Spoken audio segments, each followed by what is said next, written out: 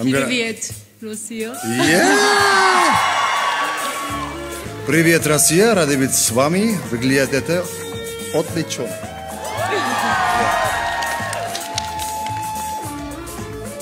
İyi akşamlar. Merhaba arkadaşlar, yepyeni haberlerle karşınızdayız. Elçin Sangu ve sevgilisi hakkında şok eden iddialar. Beni evimden aldırdılar.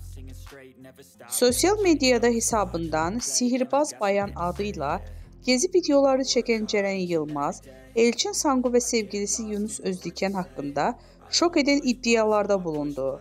Yılmaz, ikili tarafından işinin engellediğini dile getirdi. 24 yaşında kendi başına bir şey yapmak istiyorum diyen Ceren Yılmaz, ikili tarafından işlerinin engellediğini söyledi. Elçin Sangu ve sevgilisi Yunus Özdiken'in kendisine dava açtığını söyleyen Yılmaz, şu ifadeleri kullandı. Görüntü davasıyla ilgili bana bir kağıt geldi. Türkiye'ye çağrılıyorum ifade verebilmem için.